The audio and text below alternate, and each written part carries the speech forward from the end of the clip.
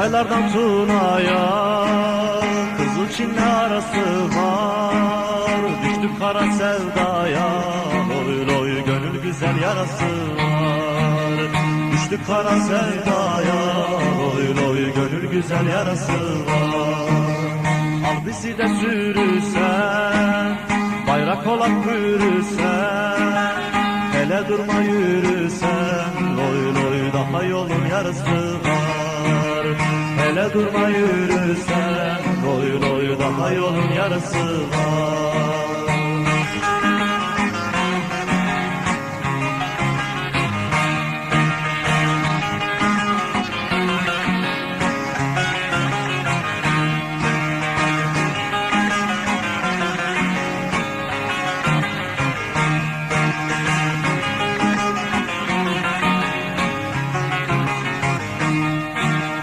Ölüm bize ağır gelmez, kara topraklar gelmez, zindanları zor gelmez, loy loy gözlerinin karası var.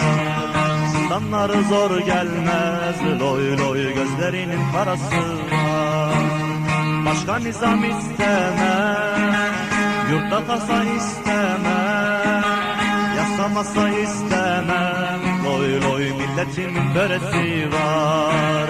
Yasamasa istemem, loy loy ulu Türk'ün böresi var.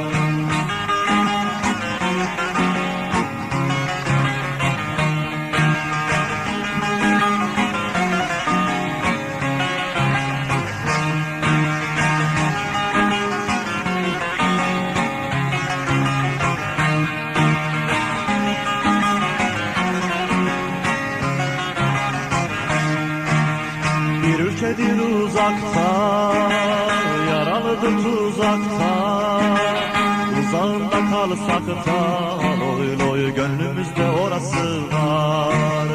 Uzağında kalsak da, loy loy gönüllerde orası var. Ele surata asacak, zalime kan kusacak, sanma böyle susacak, loy loy fırtınası borası var. Sanma böyle susacak, loy loy fırtınası borası var. Sanma böyle susacak, loy loy fırtınası borası var. Sanma böyle susacak, loy loy her şeyin bir sırası var.